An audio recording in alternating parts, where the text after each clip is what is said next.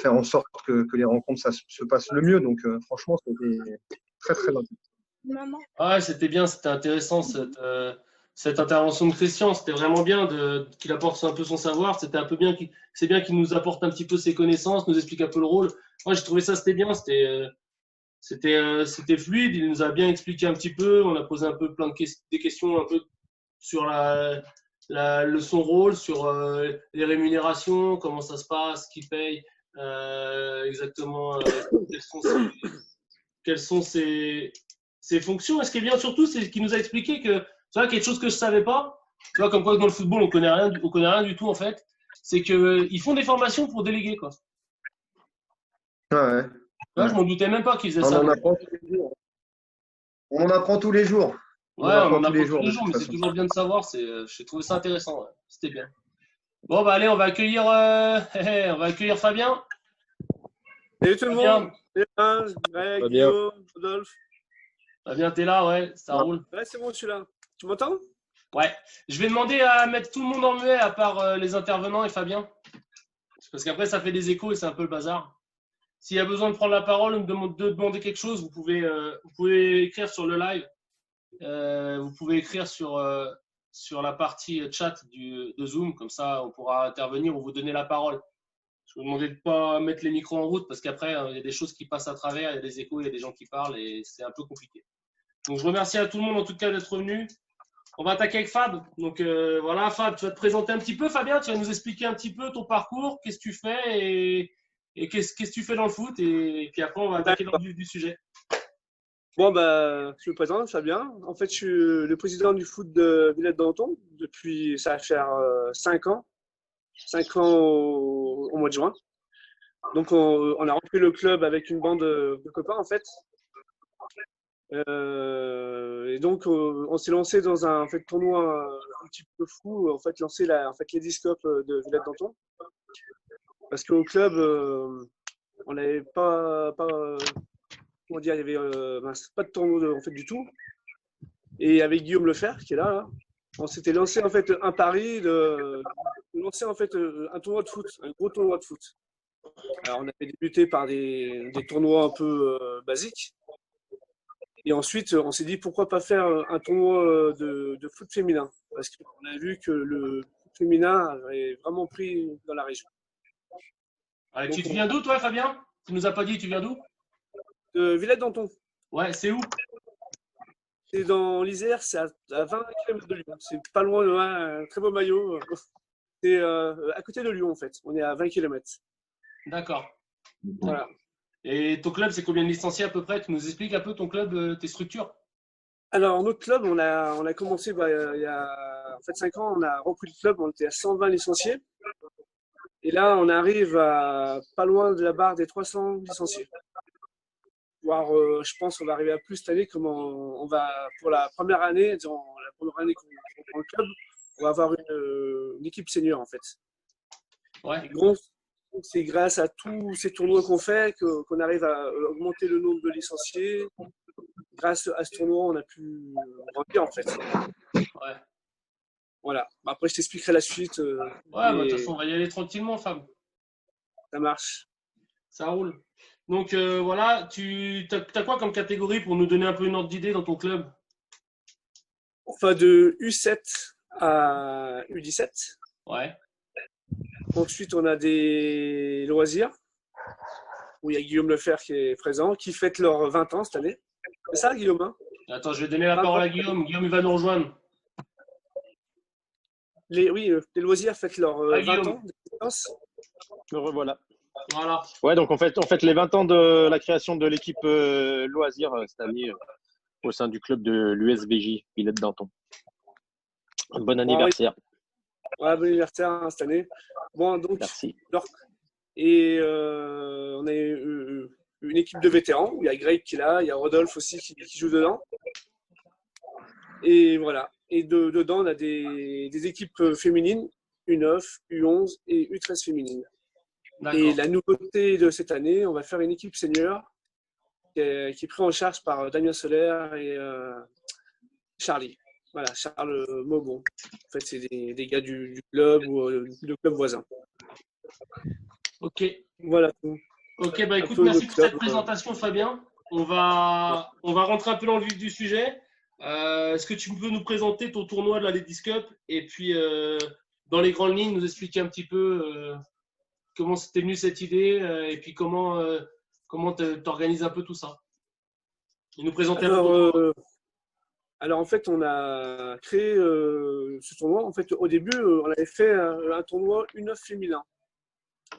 Et on s'est en fait aperçu que le foot féminin emmenait beaucoup, beaucoup de monde. Et donc, on s'est dit pourquoi pas faire en fait, un gros tournoi U11 féminin, U13 féminin. En fait, la première année, on avait commencé par les U11 féminines. Et donc, on a en fait créé cette Ladies Cup de Villette-Danton. Et voilà, donc ce tournoi nous a en fait permis de monter crescendo avec des clubs pro qui viennent de partout, toute la France entière. Et notre but après, c'est grâce à en fait, ce tournoi, c'est de faire le même tournoi pour les garçons dans les années futures. Alors moi, j'étais sur une question. Moi, c'est bon, je vais pas vous mentir, pour y avoir participé l'an passé, avoir filé un coup de main un petit peu dans l'organisation au niveau de la logistique surtout. Hein, il faut dire que la qualité de ton tournoi elle est exceptionnelle. Moi, je tiens à te le dire en tout cas. Alors, je sais que tu n'es pas tout seul. Il y a Guillaume, il y a tout ça qui file des coups de main. Je veux dire que c'est un super beau tournoi. C'est l'un des plus beaux que j'ai vu de ma vie, moi, au niveau féminin. C'est top. Non, mais c'est vrai, c'est top. Je vous dis honnêtement, il y avait combien de clubs pro l'année dernière, Fabien? 14 en U11 filles et 14 en U13 filles, même 16 en U11 filles. Pour un club de 300 licenciés. Comme quoi tout est possible. Moi, j'aimerais que tu nous expliques un peu comment tu as réussi à faire évoluer ton tournoi au fil des années et comment tu as réussi à attirer tous ces clubs pro. Est-ce que ça marche vraiment du bouche à oreille ou est-ce que c'est vraiment. Est-ce que tu leur proposes des services? Quelle qualité? Qu'est-ce que tu peux leur proposer? Et s'ils ont des demandes particulières, comment tu organises tout ça, la logistique, l'organisation quoi? Alors en fait, on a commencé ce tournoi. En fait, on avait démarché des clubs pro, tous les clubs pro. Certains, on a eu des réponses négatives. Et le premier club pro qui a répondu, c'est la SSE. Ouais, c'est bon ça pour les Lyonnais. Un supporter de l'OL. Mais j'étais très content, attention. Hein. J'étais très content. Et ensuite, on a eu en fait, la première année, on a eu Saint-Étienne, le LOSC, le Havre, j'en oublie, Nancy et Grenoble. Et Toulouse. Comment tu as réussi à les attirer quoi? Tu as dit il y a un tournoi féminin, venez avec votre équipe. Comment ils ont accroché, ils ont mordu à l'absence, disant on va y aller, ça doit être bien, on y va. Et ils sont présents tous les ans. Quoi. Bah franchement, alors on avait commencé par le U9 féminin, où on avait l'OL qui était venu.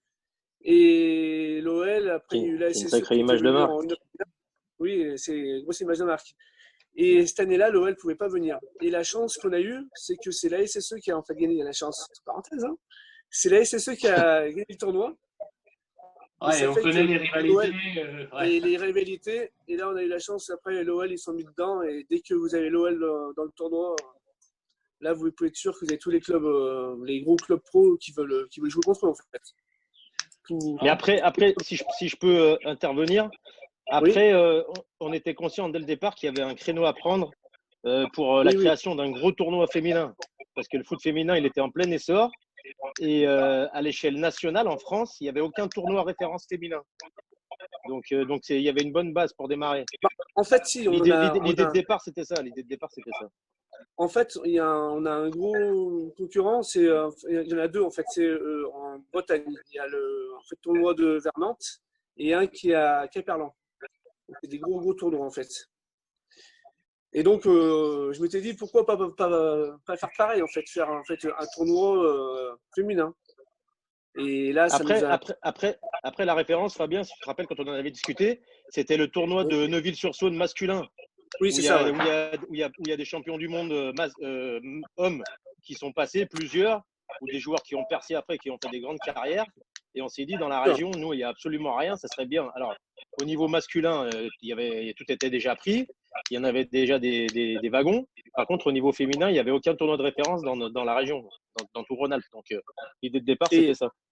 Et en fait, pourtant, c'est qu'il y a en fait beaucoup de clubs féminins dans la région Rhône-Alpes. Il y a vraiment. Ouais, C'est moi, je peux énorme. le dire, moi, je l'ai remarqué, c'est que ce qui m'a choqué vraiment ici, c'est que il y a, au niveau du foot féminin, vraiment ici, et je ne vais pas dire 10 ans, parce que ça, c'est un peu présomptueux, mais il y a vraiment 5-6 ans d'avance sur l'Île-de-France, quoi. Alors, je ne sais pas si c'est le fait qu'il y ait les filles de l'OL qui engendrent toute cette euphorie. Bon, là, on a bien vu qu'il y avait eu la Coupe du Monde féminine, qui a ramené énormément de licenciés, ce qui est super d'ailleurs pour le football français. Mais c'est vrai que quand je suis arrivé ici, moi, je suis arrivé il y a 1 an et demi, et puis l'accessibilité, quoi. Je veux dire, tu joues l'OL, tu as des garçons en label 12, tu joues les U13 féminines de l'OL, l'équipe 1, quoi. C'est vraiment, il y a une accessibilité. En fait, ce qu'il y a, c'est qu'il y a une proximité du fait que. Il y a une proximité, si vous voulez, du fait qu'il y a moins d'affluence, il y a moins de personnes, il y a moins de monde.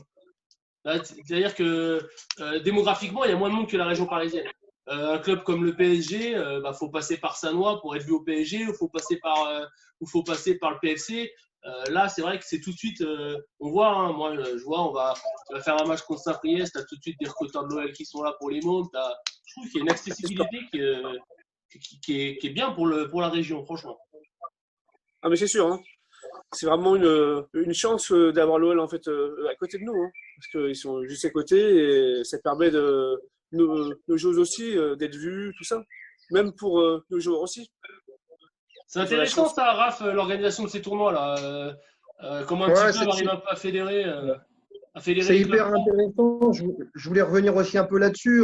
On connaît tous le fonctionnement de Lyon. Lyon veut travailler avec son agglomération et fait en sorte de travailler avec les jeunes qui sont dans le coin.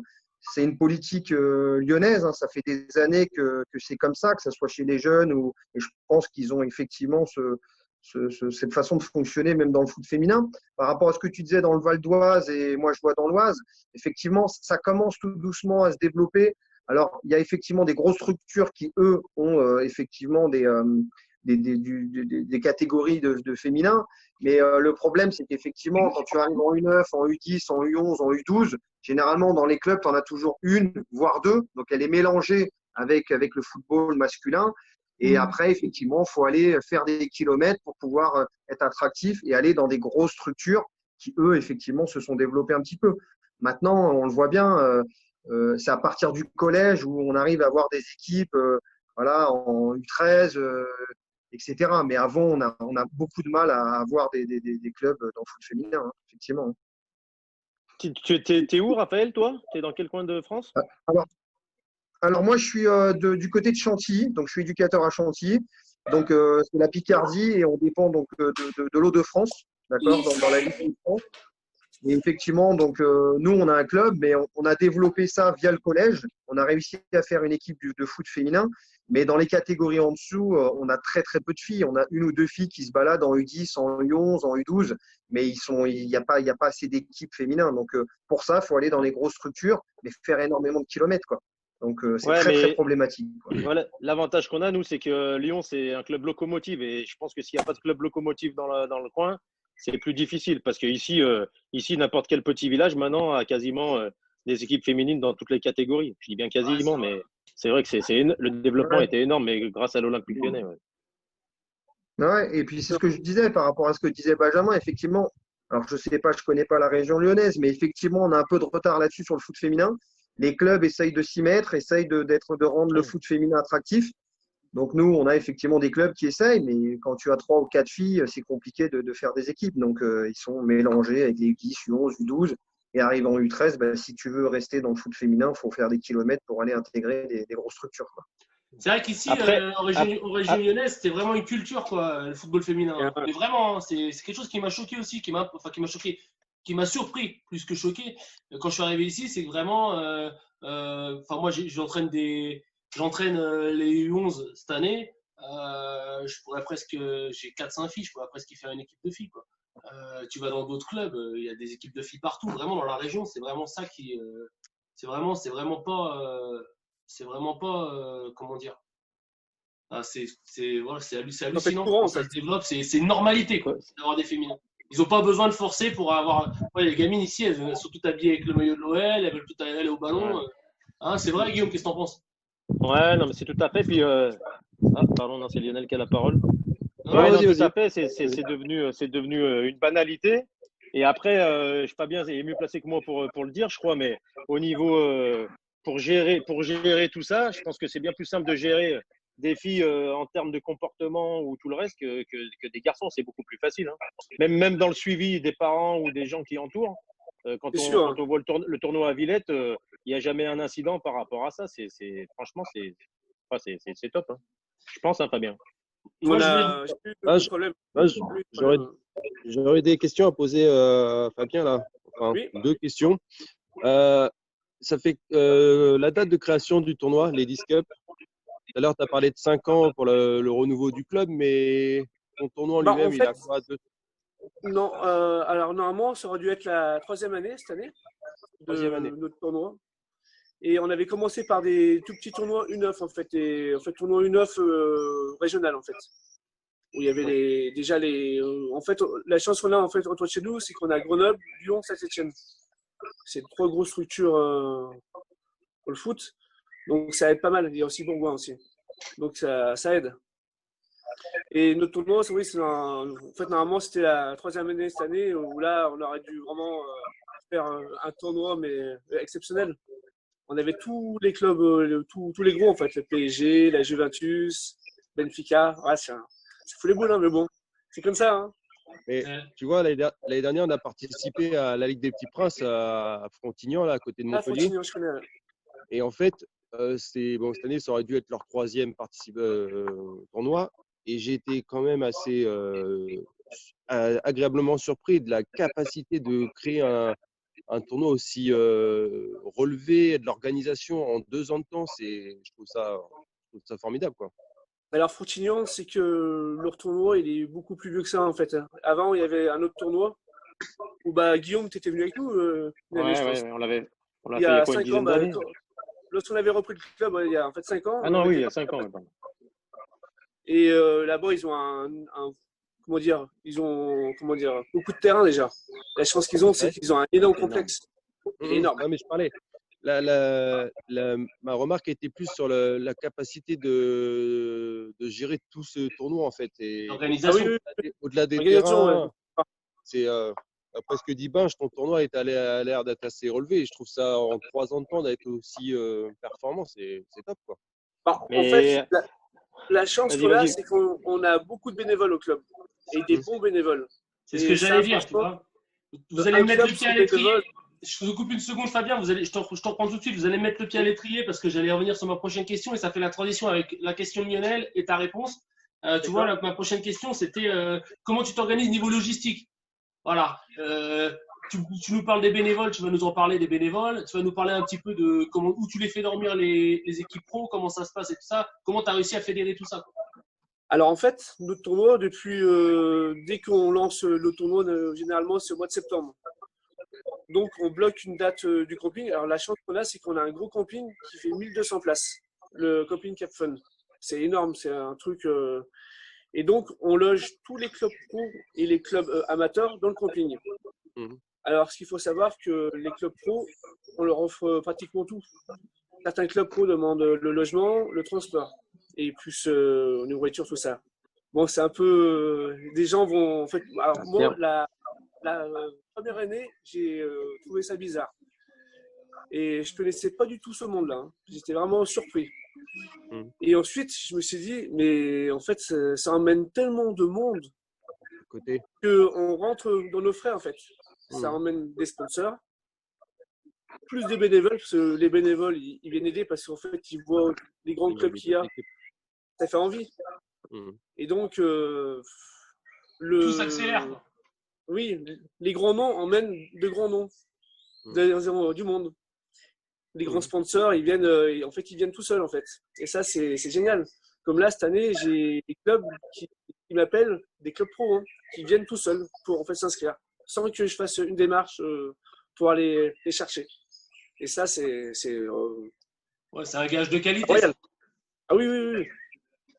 Après Fabien, il faut aussi, tu le diras pas parce que c'est quelqu'un qui reste humble, mais il faut aussi dire que c'est un énorme boulot de ta part toute l'année pour organiser tout ça, pour faire venir les clubs, pour les loger. Enfin, c'est énorme ce que tu fais, ce que tu traites depuis 3 ans. Ouais, mais j'aime bien y faire. C'est en fait du plaisir que en fait, j'adore faire ça. Alors moi, j'étais pas trop football, hein. Je suis pas en fait, grand footballeur, hein. Mais Fabien, l'organisation, c'est mon truc, j'aime bien. combien de temps ça te prend environ par semaine d'organiser ce tournoi de septembre à mai? Je crois que c'est mai. Non, c'est juin. Juin. Juin, Euh, approximativement. ouais, 1h30, 2 heures par jour. Oui, C'est du par boulot, jour, hein. du taf. Hein. Entre le téléphone, d'appeler, rappeler, les trains, ça fait beaucoup de boulot, hein. Mm. Et comme Et quoi que après c'est faisable. Parce que tu peux nous rappeler tes infrastructures, Fabien. Tu disposes de quoi pour accueillir tout ce monde-là? C'est pas un truc énorme, hein? Non, on a un terrain synthétique et un en fait, terrain en herbe. Voilà. Et un tout petit terrain à côté. Oui, Pas et un énorme, tout petit terrain. Alors, la chance qu'on a, c'est que c'est vaste autour aussi, hein. C'est vert, c'est bien, c'est bien. Il y a de Et l'espace. grâce à notre, il y a quand même pas mal d'espace. Et Il y a grâce, la mairie qui suit aussi, c'est important de le dire, ça Fabien. oui, on a une mairie c'est ce que j'allais dire. En fait, on a une mairie qui nous aide vachement parce que grâce à ça, ils vont nous faire des vestiaires tout neufs, une tribune le long du synthétique. Et sur le tournoi, à mon avis, on n'aurait jamais eu de synthétique ni de tribune. On n'aurait rien eu. Ah, c'est bien d'arriver avec cette ambition et si peu de moyens, arriver à ressortir quelque chose qui est. C'est comme prendre une pierre, la tailler, on arrive à avoir un diamant, quoi. Moi, j'étais vraiment impressionné. Vraiment, c'était fou ce que vous avez réussi à faire ce soir. C'est pour ça que je suis content que tu sois venu. Je voulais t'inviter parce que j'ai dit, putain, je vais faire la première. Je vais inviter Fabien parce qu'il va nous parler de son tournoi. Et moi, c'est l'un des trucs les plus Alors, en dehors de l'entraînement, d'être entraîneur, mais dans le football, c'est un truc qui m'a vraiment marqué. C'est l'année dernière que je participais à ton tournoi. Putain, c'est combien de bénévoles, Fabien, c'est 100 bénévoles. Combien 100. 100 bénévoles. Cette année, on avait 140 bénévoles d'inscrits. C'est énorme. Excuse-moi, Fabien. Oui. Ouais. Fabien, excuse-moi, j'ai pas trop entendu là par rapport au nombre de participants, au nombre d'équipes. C'est un tournoi qui monte jusqu'à combien d'équipes? Alors, on monte à 56 équipes. Ah ouais, c'est pas mal. 56 équipes. En fait, chaque équipe, c'est sur 2 jours. Chaque équipe joue 10 matchs sur 2 jours. Donc, le temps d'attente est à peu près d'1h15 par match pour une équipe, hein. Ils font 5 matchs le samedi, 5 matchs le dimanche. Avec le temps de jeu de combien? 12 minutes et les phases finales, on les avait passées à 15 minutes. D'accord. Ça fait pas mal de temps de jeu. Vraiment, c'est une organisation, c'est impressionnant. Moi, je vois toute la logistique que ça ramène. Vous avez ramené un camion avec la sono dessus. Vous avez la buvette, elle tourne de 7h du matin à 7h du soir. C'est un truc hallucinant. Guillaume, qu'est-ce que t'en penses, Guillaume? Ouais, moi, je suis à la buvette. On en met tous là. Je veux dire, quand tu es à la buvette, tu n'as pas trop le temps de boire un coup parce que je veux dire qu'il y a du boulot et il faut en envoyer. Hein. Quand tu as toutes ces équipes-là qui viennent, il faut les faire, les frites, faut tout préparer, c'est du taf. Et je veux dire, franchement, c'est chapeau. Quoi. En gros, les chiffres, pour vous dire, on fait 800 kilos de frites sur 2 jours. Ouais. Une tonne. C'est parce qu'il y a les ch'tis qui viennent de Lille, ça, c'est pour ça. Ouais. Avec les ch'tis, c'est plus facile de vendre des frites. Non, c'est énorme. Ça le connaît. Hein. Ouais. Non, mais... Et pour dire, Benjamin, on avait commencé notre tournoi il y a 5 ans avec Guillaume. On avait un terrain en herbe et un terrain en gore. C'était encore pire. Le gore, ça n'existe plus en Ile-de-France, mais c'est stabilisé. Ouais. Comme ça. Ouais, en tout cas, c'est impressionnant. Franchement, c'est un super beau tournoi. Était énorme. Hein. Et je vous félicite encore. Et je vous félicite encore parce que c'est vraiment un super beau tournoi. On va parler de quelque chose un peu plus personnel. Fabien, vas-y, dis-moi. Quelles sont tes envies les plus folles pour la prochaine édition et y aura-t-il des surprises? Alors déjà, cette année, c'était déjà les envies. Moi, je voulais les gros clubs français déjà. Donc, on avait eu le PSG, Lyon, Saint-Étienne, Nice, Montpellier, Lille, Toulouse. Vraiment, les gros clubs français. N'oublie pas Marseille, tu vas te faire tirer dessus. Qui? Comment? N'oublie pas Marseille, tu vas te faire tirer dessus. Non, je connais pas. Alors, cette année, on avait réussi à avoir la Juventus. C'était vraiment, pour moi, c'était le truc le plus gros déjà. D'avoir la Juve à Villette, ça aurait été vraiment quelque chose de chouette.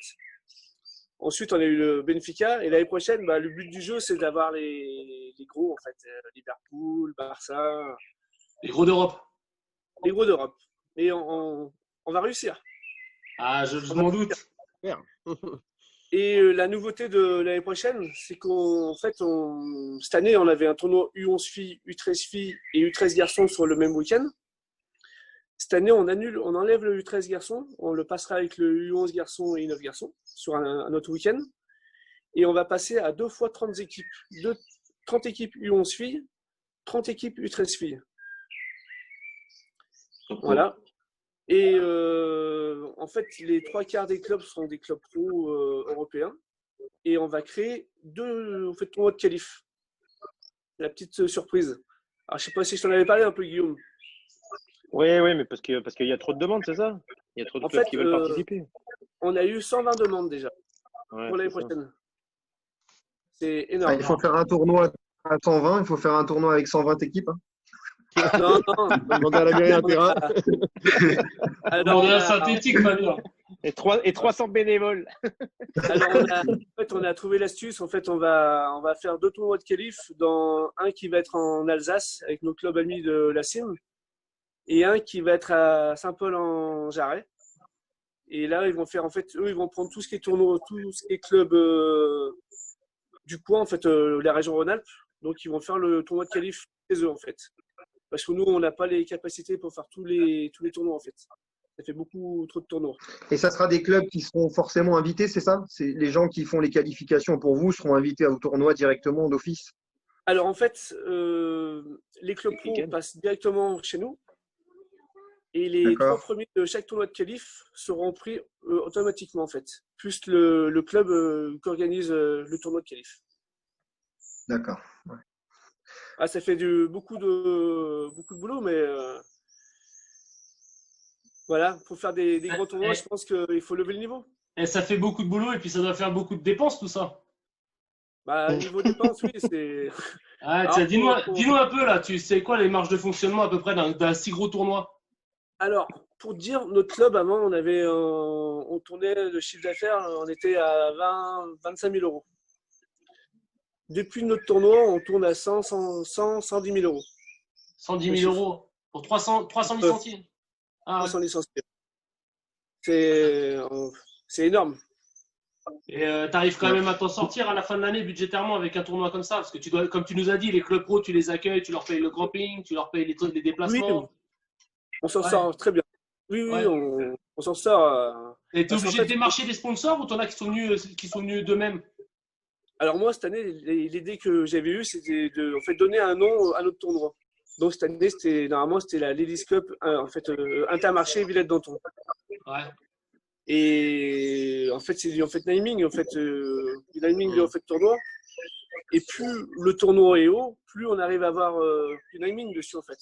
Et le but, moi, les années prochaines, je me lance déjà sur le naming d'un tournoi U11 garçons, U13 garçons, U9 garçons.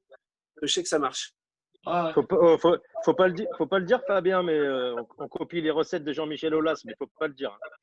Ouais, on copie Jean-Michel Aulas. Il a réussi à s'acheter son stade. Apparemment, c'est des belles recettes même. Non, mais les idées sont bonnes. Et Fabien, ouais. Oui. J'ai une petite question moi, par rapport à ce que tu disais en termes de qualification. Donc, effectivement, tu vas en faire, si j'ai bien compris, à 2 endroits différents. Est-ce que ces qualifications seront payantes? Alors, en fait, nous, ce qu'on fait, on va faire l'inscription va être de 60 € pour faire le tournoi de qualification. Nous, le club, on va prendre en charge tout ce qui est récompense. Plus, on va leur faire le planning. Bon, je remercie David Pila qui organise tout ce qui est planning et tout. Et donc, le club qui organise le tournoi de qualif, lui, il s'occupe de tout ce qui est buvette. C'est lui qui prend c'est lui qui fait toutes les recettes. D'accord. Voilà. Ouais, parce que moi, tu sais, là-dessus, effectivement, je ne sais pas si vous m'entendez, c'est bon? Ça n'a pas coupé? Non.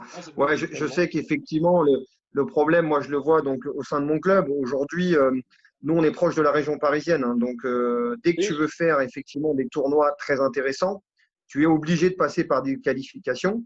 Et généralement, ces qualifications sont très, très chères. Donc, on a réussi à participer à la Torsi Cup, etc. Mais il y a très peu de place au final. Donc, c'est des grosses qualifications. Il doit y avoir, je sais pas, moi, une trentaine ou une quarantaine d'équipes pour pouvoir avoir un seul prétendant. Donc, effectivement, c'est quelque chose qui est en train de se mettre en place beaucoup je pense que c'est national hein, aujourd'hui. Pour faire un gros tournoi, il faut avoir un peu de recettes et on sait qu'il y a des qualifications. Voilà, moi, je sais que bon, c'est compliqué parce qu'on veut aussi donner du plaisir à nos enfants et de leur permettre de participer à des tels tournois, effectivement. Mais maintenant, on est obligé systématiquement de passer par des qualifications. Et effectivement, moi, c'est un peu entre guillemets mon coup de gueule. Hein. C'est parce que je vois que les clubs pro, effectivement, quand ils arrivent dans des tournois, il faut, comme tu disais tout à l'heure, hein, il faut payer le transport, il faut qu'on les accueille, il faut qu'ils soient dans des familles d'accueil, etc. Et toi, le petit club qui essaye de donner du plaisir à tes enfants, tu vas passer par 2 voire 3 qualifications qui vont être assez onéreuses, hein, parce que quand je vois les qualifications, donc là tu parlais de 60 €, nous c'est bien plus de 200 € par moment de qualification. Donc ça commence à être un peu dommage pour le foot amateur où quand tu as des bonnes équipes, pour pouvoir participer à des gros tournois, tu es obligé de passer par des qualifs, quoi. Oui, c'est vrai que moi, franchement, là, en fait, première année, je trouvais dégoûtant qu'un club pro en fait demande tout, en fait. Mais et après, je me dis que dès que le club pro arrive, ça emmène vraiment un plus en fait, à notre tournoi et ça nous aide à avoir des sponsors et ça t'ouvre des portes. Ça m'ouvre des portes. Alors nous, ce qu'on a mis en place cette année, on a mis chaque en fait, sponsor, on offrait le maillot en fait, d'un club pro en fait, qui venait. Bon, ça n'a pas trop mal marché, mais bon, je pense pas que c'est. Mais ouais. Alors, mais le mieux, c'est en fait naming. Hein. Ça, c'est un truc qui marche de tonnerre. Hein. Après, Fabien, juste pour revenir par rapport à ça, le but du jeu, tu vas me dire si je me trompe, parce que je suis ça de moins près que toi, mais je pense pas que ça soit de faire venir que des clubs professionnels dans ce tournoi-là. Il faut garder une place pour les petits clubs amateurs du coin qui sont tout contents de venir et c'est quand même important de les garder au moins un certain temps parce que mine de rien, c'est aussi des locomotives. Là où c'est votre force, c'est d'arriver à concilier les deux, quoi. C'est-à-dire que mais il faut garder ça. On a un club amateur qui arrive à jouer dans sa poule 2 clubs ou 3 clubs pro, c'est quand même bien pour les gamins, quoi. Ah ouais, mais justement, c'est ça qui les fait rêver. Donc il faut absolument garder ça. Je pense que c'est primordial. Oui, je laisse des places dedans, Guillaume. Dedans, on laisse. Je pense qu'il ça doit rester par catégorie. Il reste 7 places pour les clubs amateurs sur 30. C'est pas. Après, j'ai une question là sur le chat là, j'ai une question qui vient d'arriver. Une question de quelqu'un qui nous suit qui me dit avec le Covid, t'as pas perdu l'argent sur l'organisation de ton tournoi qui vient d'arriver là? Alors en fait. Parce qu'après on parle des difficultés des clubs pro et tout ça, mais les clubs, ça rejoint un petit peu la situation de beaucoup de clubs amateurs. Il y a des clubs qui ont engagé des frais dans des tournois d'organisation. Et est-ce que ça porte préjudice aussi chez toi, quoi? Alors en fait, nous, tout ce qui est billets de train, on s'est tout fait rembourser. Tout ce qui était l'hébergement, billets de train, tout remboursé. Ensuite, on n'avait rien, on avait juste commandé tout ce qui était coupe, les récompenses, les maillots. Bon, ça servira à l'année prochaine. Ça pose pas de problème. Ensuite, on avait fait un acompte sur le en fait, camping pour l'année prochaine. Donc, en fait, cet acompte, on le laisse au camping, comme on avait un petit peu de trésorerie. Et ça nous en fait, permet d'avoir les mêmes prix qu'on a cette année pour la saison prochaine. Ah, c'est bien. Les campings, à mon avis, les prix vont exploser. Hein. Là, il ne faut pas arriver. Hein. Ouais, c'est bien. Donc, on garde les mêmes tarifs qu'on a cette année l'année prochaine. Et puis, donc, on a peut-être perdu des sponsors qui devaient donner cette année, qui n'ont pas donné. Mais notre gros sponsor Intermarché, lui, il est venu et il a donné son chèque et il a un. Ah ouais. Voilà, il n'y a rien de perdu. Ah, c'est bien de savoir Donc, que dans l'organisation, vous avez réussi à vous en sortir, malgré la difficulté actuelle. Je sais que bon, c'est quand même des heures de boulot passées à organiser un tournoi comme ça. Tu nous disais 1 heure à 1h30 par jour depuis le mois de septembre. Pour que ça se casse la gueule, c'est toujours un peu compliqué. Le jour où je savais que c'était mort, franchement, le soir même, j'avais vraiment les boules. Mais bon, maintenant, je me dis que tout le travail est fait. Il n'y a en fait plus qu'à maintenant. Là, j'ai eu 100% des clubs qui répondent présent les prochaines, les clubs pro. Hein. Ah, c'est bien. Ouais, Et une petite question, Fabien. Oui. Je sais que nous, effectivement, dans la région parisienne, il y avait beaucoup de tournois effectivement qui étaient planifiés donc, sur la période des tournois, hein, avril, mai et juin. Beaucoup donc, de gros clubs ont décidé de les reporter et d'essayer de les caler à partir de septembre. Est-ce que toi, tu as envisagé ça? Est-ce que tu t'es dit que c'était possible? Alors en fait, non, parce que première chose, le camping, c'était compliqué. En fait, on logeait 780 personnes cette année dans le camping. C'est énorme. Et tout ce qui était train, on avait des dates limites pour se faire rembourser. Et je me suis dit, si on redéplace au mois de septembre et que c'est encore pas bon, à mon avis, on va partout, on risque de perdre du fric là. Ouais, Donc, pas je préfère sûr. l'annuler. Mhm. Je préfère l'annuler et me dire qu'on refait l'année prochaine et c'est pas grave. Hein. Et de toute façon, tous les clubs non professionnels qui étaient inscrits cette année, ils ont jusqu'au fin octobre pour se réinscrire. Eux, ils sont prioritaires. Ouais, c'est bien. On est quand même réglo avec eux. Ils sont là, ils se sont inscrits une fois, bah voilà. Ils sont en fait prioritaires. Et Fabien, là, question sportive, le palmarès, bon, je suppose que c'est les clubs pro qui gagnent le tournoi. Mais Oui. après, les équipes amateurs, elles se situent comment dans le tournoi? Alors, pas si mal. Alors, il y a un club qui est sorti du lot, c'est l'AS Saint-Priest. Bon, après, l'AS Saint-Priest, dans notre région, c'est le club phare. Hein. Il y a l'OL, l'AS Saint-Priest, l'FC Lyon. Et eux, ils ont gagné en U13 filles contre l'Olympique Lyonnais. Et en U11, c'était Valenciennes qui avait gagné contre l'OL. En fait, l'OL, ils avaient perdu les 2 finales l'année dernière. Donc, il y a des clubs qui s'en sortent pas trop mal. Il y avait la CIM qui était d'un bon niveau aussi. Il y avait. La CIM, c'est quoi? C'est Strasbourg, non? La CIM, c'est quoi? Mulhouse? Strasbourg? Ouais. Qui était pas mal, franchement. Ils ont un très bon niveau. Ça va être très sympathique. Ensuite, en club qui. Ouais, après, ouais, c'est vrai que les 6 premiers, c'était que des clubs pro. C'est un peu logique en même temps. Oui. Non, mais on arrive les clubs amateurs à bien figurer quand même. C'est ça qui est intéressant. Oui. Et les filles, elles prennent du plaisir quand même. Oui, et je trouvais qu'il n'y avait pas trop de scores trop larges. Alors déjà, en 12 minutes, pour mettre des scores larges, c'est quand même dur. Hein. Oui. Bon, après, à part l'OL, j'ai vu qu'ils avaient gagné 2-3 matchs, des 12-0, des 11-0, mais bon, il n'y en a pas eu tant que ça, hein, de scores très larges. Ouais, c'est un tournoi qui reste quand même, malgré les clubs pro, qui reste quand même jouable et qu'on arrive à prendre du plaisir. Ça, c'est ça qui est intéressant. Moi, je voulais savoir, Fabien, à titre personnel, qu'est-ce qui t'a le plus marqué dans une de tes éditions? Alors moi, j'ai été marqué, c'est déjà par les supporters du LOSC, en fait. C'est énorme. Lorsqu'ils sont venus à Villette, déjà, on les a super bien reçus, je pense. Et ils ont un truc en plus. Hein. Ils sont conviviaux, ils sont fêtards, Ils aiment faire la fête, oui. Ils aiment faire la fête.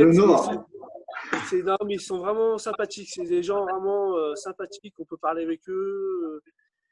Et j'étais aussi surpris. C'était par en fait les clubs pro. En fait, ils sont vachement ouverts. C'est le foot féminin qui est en fait vachement ouvert avec tout le monde. Mmh. Est-ce que ouais, mais ouais. Voilà. C'est vrai que pour l'avoir fait, c'est vachement accessible d'aller parler aux éducateurs des gamines pro, des gamines de club pro. Tout est très accessible. C'est vachement ouvert. Tout le monde est détendu. C'est un bon tournoi. Tu avais pris des arbitres officiels en plus l'année dernière pour arbitrer les rencontres. C'est bien, tu vois. C'est quelque chose qui fait, ça évolue. Ça marque une qualité dans le tournoi en plus. Non, c'est vraiment bien. En tout cas, ce que tu fais, je je suis un peu sur le cul. C'est pour un club comme ça d'organiser ça. Franchement, je vous félicite, toi, ton équipe, Guillaume, tous ceux qui sont au club et qui bossent dans ce tournoi. Franchement, c'est top. T'as une petite anecdote, Fabien, pour finir la discussion? Attends, d'abord, un tout petit bonjour à Jean-Paul. Hein. Ouais, vas-y, Jean-Paul. Passe-le. Salut, Jean-Paul. Salut, Jean-Paul. En U11. Lui aussi, il a donné un petit coup de main, je crois, Fabien, à l'organisation, non? Il a aidé un peu. Hein. Il nous a même emmené le pain, en fait. En fait, première année. Il est fort, ce Jean-Paul, il est fort, il est partout. C'est pas parce qu'on est l'OL, l'OL est aussi un club qui aide beaucoup les clubs de la région et ils sont tous très sympathiques. Voilà. Et bon, on a pensé à Jean-Paul et puis à tous les éducateurs qui bossent dans les clubs pour faire toutes ces choses-là. Je reviens à Jean-Paul, Benjamin. Jean-Paul, en fait, c'est une personne qui m'a un petit peu aidé à en fait reprendre le club en main aussi. D'accord. Ah, pour ça, chapeau. Il a été prochain. Je vous remercie tout le monde. Merci d'être venu sur ce live. Merci d'être venu sur la page. Ouais. Benjamin, pourquoi ils étaient où le PSG là dans ce tournoi là? Attends, là. On parle que de Lyon et de Saint-Etienne, mais ils étaient où le PSG là? Ils n'étaient pas invités. On parle de vrai club. Et il n'y avait pas Marseille, hein? Hein? Il y avait Marseille, je crois qu'ils avaient fait Ils avaient fait 16e, je crois, ou 17e. Ouais. Ah, c'était pas bon, hein? Ouais, c'était pas bon. C'est pour ça que j'en parle pas. Benjamin, il est Marseillais ou quoi, là, non? Il est Marseillais, Benjamin. Ah, c'est pour ça, d'accord. Il revient l'année prochaine, t'inquiète. Bon, allez, je vous remercie tout le monde. Je vais relancer. On va accueillir Frédéric Marchal qui s'occupe des féminines. Merci Fabien, merci Jean-Paul pour ton intervention. Salut Guillaume. Et je relance ça tout de suite. Si tu veux nous rester avec nous, Fabien, n'hésite pas. Ouais, je reste, allez. Ah, ça fait plaisir. À tout de suite, je relance.